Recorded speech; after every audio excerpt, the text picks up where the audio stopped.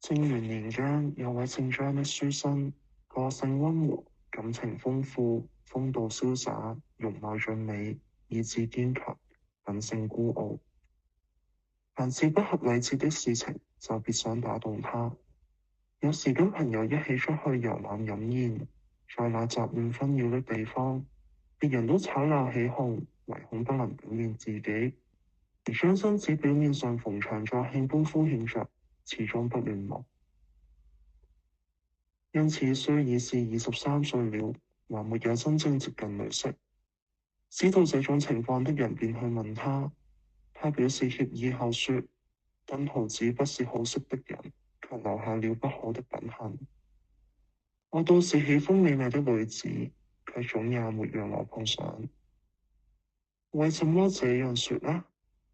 大凡出眾的美女，我未嘗不留心。行者可以知道我不是沒有感情的人，問他的人都記住了他的話。沒多久，張生到蒲州一帶遊覽。蒲州東邊10幾里的地方有座名叫普救寺的和尚廟，張生就住在那裏。剛好有個崔家的寡婦要回長安去，經過蒲州，也住在這個廟裏。崔氏是鄭家的女兒，張生的母親也是鄭家的女兒。論起親屬關係，崔氏還是張生的遠房姨媽。這一年，節度使雲和死在了蒲州，監軍的宦官丁文雅不善於帶兵，並是承辦喪事的機會騷擾當地百姓。崔家的財產豐厚，奴僕很多，寄住在廟裏很害怕，不知道該依靠誰才好。在此之前，張生和蒲州守將的朋友有交情，於是就請官吏保護崔氏，這樣崔家才沒有遭難。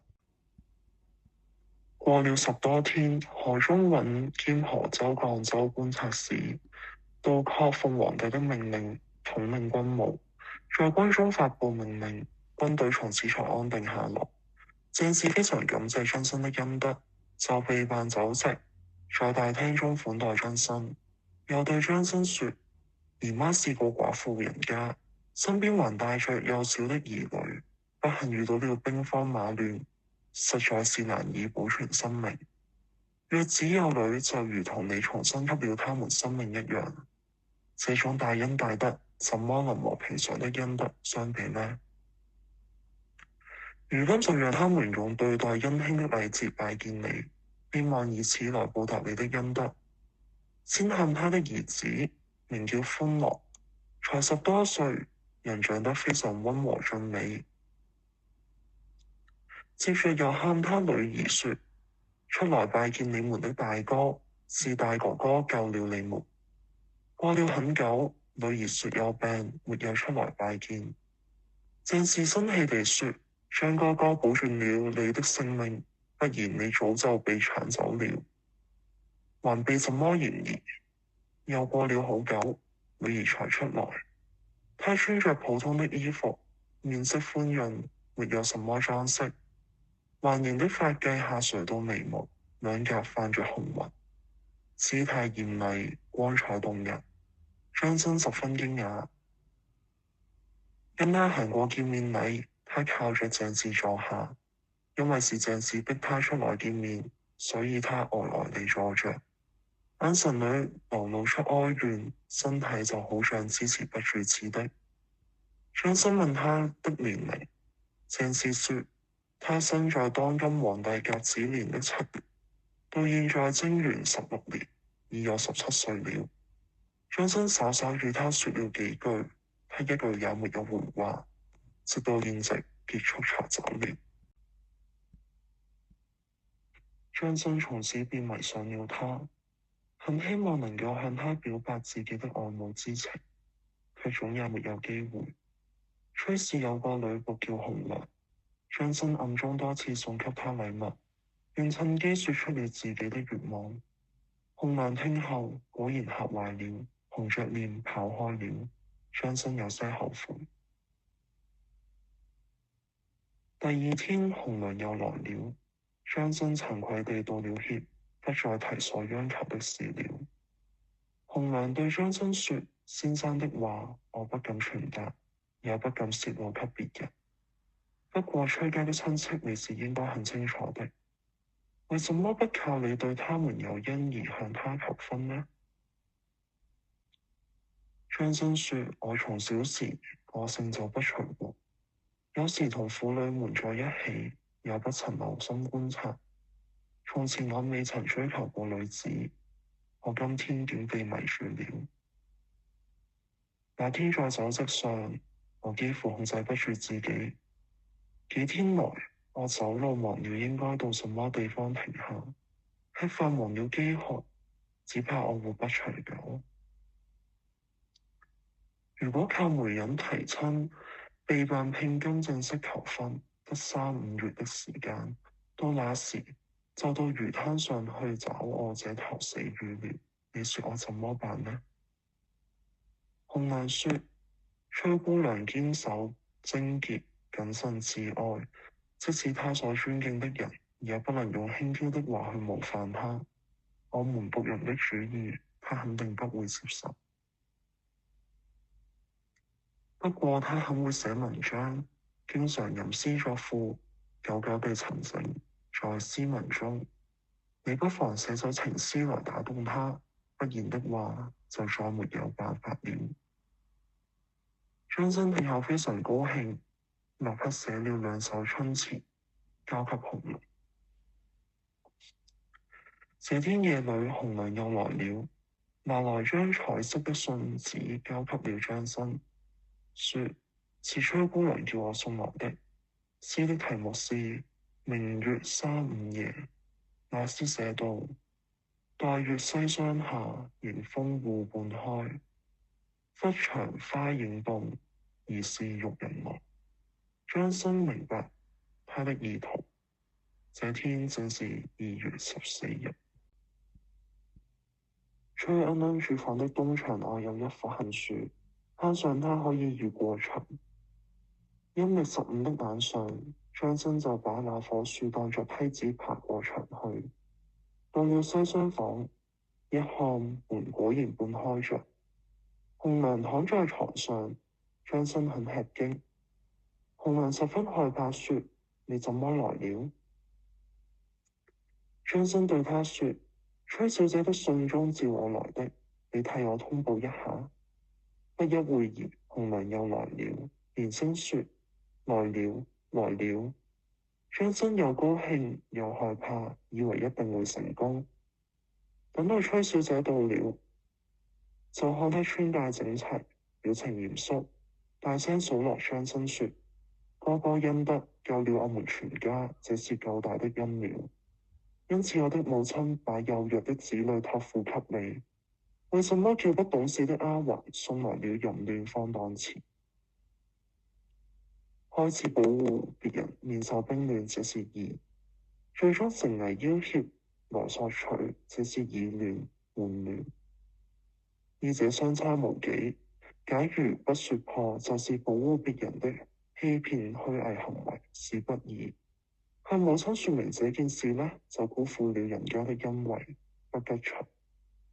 想讓婢女轉告，又怕不能表達我的真實心意，因此借用短小的詩章，願意自己說明，又怕哥哥有顧慮，所以使用了旁敲側擊的語言，以便使你一定到來。如果不合乎禮的舉動，能得心裏有愧嗎？只希望用禮約束自己，不要陷入淫亂嘅泥潭。說完馬上就走了。張生命了老半天，不知道怎樣才好，只好又翻過牆回去了。於是徹底絕望。幾天後的一個晚上，張生一個人靠近窗戶睡覺，忽然有人叫醒了他。張生驚恐地坐了起來，原來是紅娘抱着被子帶着枕頭來了，安慰張生說：來了來了，還睡覺幹什麼？把枕頭並排起來，把被子搭在一起，然後就走了。張生擦了擦眼睛，端正地坐着等了半天，而心是在做夢。但是還是打扮得整整齊齊、恭恭敬敬地等待着。不長時間，紅娘就扶着崔鶯鶯來了。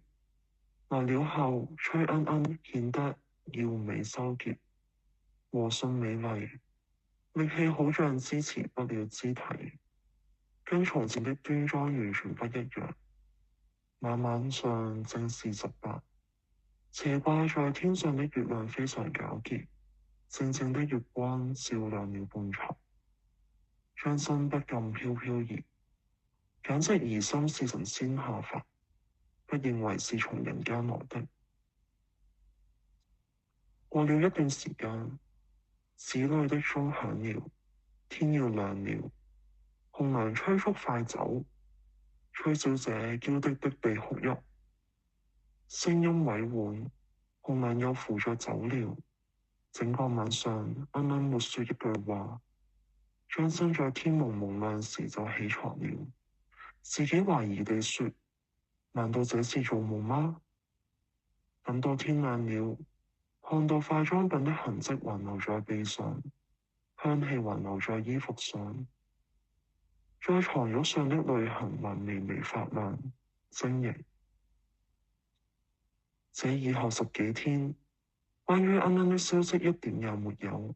張生就作會真師30韻，還未作完，紅娘來了，於是交給了他，讓送給崔鶯鶯。從此鶯鶯又允許了，早上偷偷地出去，晚上偷偷地進來，一廢兒安寢在以前所說的西廂那地方，幾乎1個月。張生常問鄭姨的態度，鶯鶯就說：我沒有辦法告訴他。張生便想去跟他當面談談，促成這件事。不久，張生將去長安，先把情況告訴崔鶯鶯。崔鶯鶯彷彿沒有為難的話，然而憂愁埋怨的表情令人動心。臨走的前2個晚上，鶯鶯沒有來，張生於是往西邊出發了。過了幾個月，張生又來到蒲州，跟崔鶯鶯又聚會了幾個月。崔鶯鶯字寫得很好，還善於寫文章。張生再三向他索要，但始終沒見過他的字和文章。張生常常自己用文章挑逗，崔鶯鶯也不大看。大體上講，崔鶯鶯超過眾人，技藝達到極高的程度。而表面上好像不懂，言談敏捷雄辯，卻很少應酬。對張生情意深厚，然而卻未用話表達出來。經常憂愁事務，隱眉心水，卻常像無知無識的樣子。喜樂的表情很少顯現於外表。有一天夜晚，崔鶯鶯獨自彈琴，心情憂愁。彈奏的曲子很傷感，張生偷偷聽到了，請求他再彈奏一次，卻始終沒彈奏。因此張生更猜不透他的心事。不久，張生考試的日子到了，又該到西邊去。臨走的晚上，張生不再訴說自己的心情，而在崔鶯鶯面前憂愁嘆息。崔鶯鶯已暗暗知道將要分別了，因而態度恭敬，聲音柔和，慢慢地對張生說：你起先是玩弄，最後是丟棄，你當然是妥當的，我不敢怨恨。一定要你玩弄了我，又由你最終娶我，那是你的恩惠。就連山盟海誓也有到頭的時候，你又何必對這次的離去有那麼多感觸呢？然而你既然不高興，我也沒有什麼安慰你的。你常說我擅長彈琴，我從前害羞辦不到，現在你將早走了，讓我彈琴，就滿足你的意願。於是他開始彈琴，彈的是異常與依曲序，還沒彈幾聲，發出的悲哀聲音又怨又亂，不再知道彈的是什麼曲子。身邊的人聽了哭了起來，崔恩恩也停止演奏，放下了琴，淚流滿面，一步回到了母親處，再沒有來。第二天早上，張生就走了。第二年，張生考試不中，便留在京城。他寫了一封信寄給崔恩恩，以安慰她的心。崔恩恩的回信大致記在這裏。信上說：捧讀來信，愛撫之意極為深厚，兒女之情悲喜交集，還送我一盒花粉，一支口紅，送我這些裝飾品，但我又為誰打扮呢？看到這些東西，更增添了思念，只是增加了悲嘆而已。從信中得知你就在京城，溫習學業裏進修的要點，本在求得安寧，只恨我這個粗陋的人，永遠被拋開了。命中如此，知道了還有什麼好說呢？從去年秋天以來，經常恍恍惚惚，若有所失，在熱鬧場合，有時強顏歡笑，更深夜靜獨自一人時，無時無刻不珠淚成串，甚至睡夢中也常常由於離別憂思而抽煙。纏綿恩愛一時如同平常一樣，幽會還沒有結束，驚魂已隨夢斷。雖然半邊被窩還是暖和的，但想起你來已非常遙遠。前些日子分別後，轉眼已過一年。長安是行樂的地方，到處都會觸動情思。好在你沒有忘記我這微不足道的人，眷戀之情從未倦怠。我淺薄的心意無法用來酬報你。至於生死相守的盟約，卻永遠不變。我從前因為你是鐘表之親，有時同在一起吃飯，我經不住誘惑，便獻出了一片痴情。少女情不自禁，你像司馬相如用彈琴挑逗卓文君那樣來挑逗我，我卻未能像高士之類用投梭拒絕謝坤那樣拒絕你。等到我們同衾共枕時，情深意長，我一片痴情，以為可以有所寄託，怎能想到見你之後，卻不能締結良緣，而我卻以自己獻身為羞恥，不能公開侍奉你。畢生長恨，除了悲嘆，還有什麼好說的？假如人人的心能成就我卑微的心願，那麼我就是死了，也像活着一樣。如果曠達的人不屑私情，忽略小節追求大業，把先前的情分看成仇恨，把有的誓文認為是可以不用遵守，那我將骨毀燃燒，赤誠之心永不改變，如同墮落的花朵和枯葉，依風隨浪，仍然托生在你腳下的塵土之中，生死至誠，盡然於此。對着信紙烏煙流浪，感情無法表達，千萬保重，千萬保重。玉環一枚是我小時玩的東西，寄給你佩戴在腰上，玉表示堅韌不變，環表示周而復始，永不斷絕。附帶寄上亂絲一縷，斑竹茶鏈子一個，這幾樣東西不值得珍重，用意是希望你像玉一樣堅貞，我的志向像環一樣永不改變。淚痕留在竹上，愁思縈繞如絲如淚，用這些東西表達感情，作為相愛的見證。心靠得緊，身子卻離得遠，相見無期，憂恨凝聚。唇詞千里和你相會，千萬保重。春風吹着常易得病，努力加餐為好，自己多保重，不以我為念。張生把他的信拿給朋友看，因此當時很多人都知道這事。他的好友楊巨源喜歡寫詩，為此寫了題為《崔良》的一首絕句：清潤潘郎玉不如，洞庭葦草雪蕭初。風流才子多春詩，長斷蕭梁一紙書。河南元稹也作張生的會真詩寫了30韻，詩中寫道：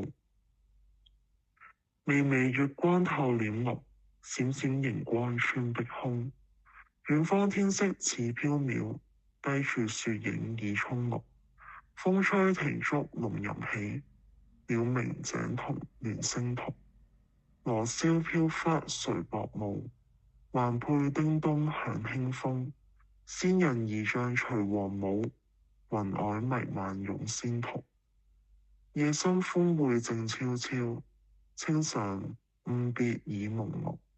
鞋面刺袃珠光閃，褲上印花紋樣綠。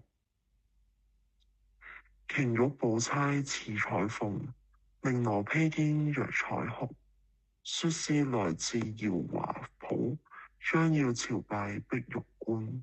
因由東都落城北，偶往送玉輪家東。戲弄初時未拒絕，溫柔情意已暗通。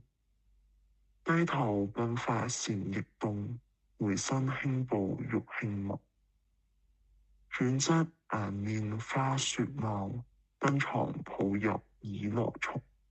鴛鴦交頸翩翩舞，翡翠交歡在一目。眉黛含羞覺凝聚，唇紅暖意更充裕。氣息清香花蕊發，皮膚溫潤玉肌豐。無力捲張臂腕動，多嬌愛把遊軀弓。汗流如珠點點滴，發亂蓬衫綠蔥蔥。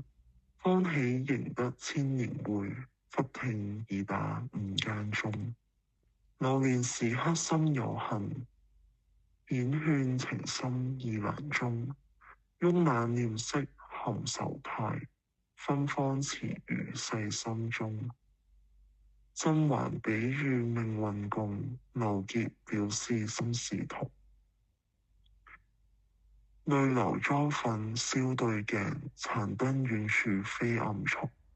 蠟燭光搖仍掩掩，旭日東升漸同綠。乘夢回到洛水去，吹簫飛燈中樂松。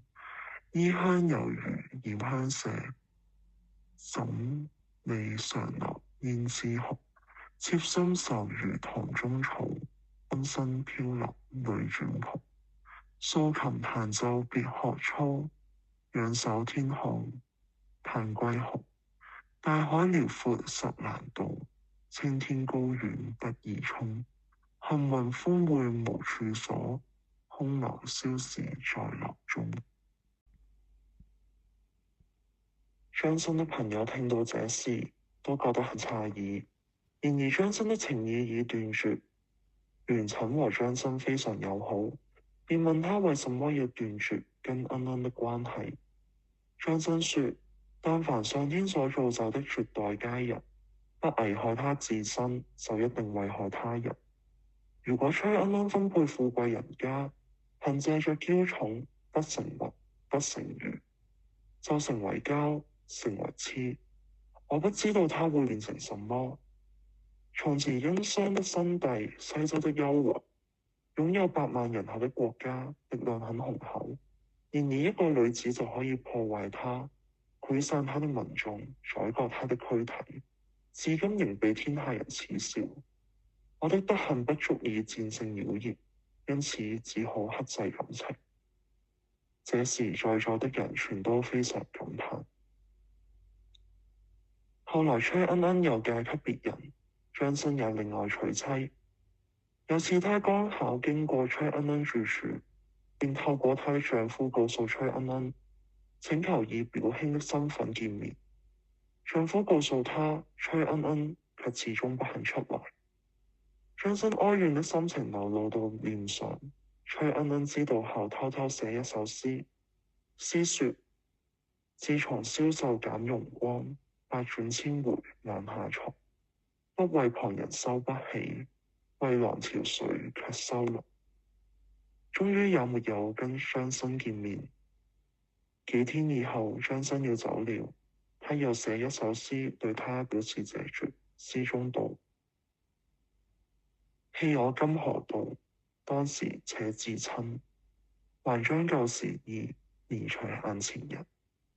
從此以後再也沒有消息。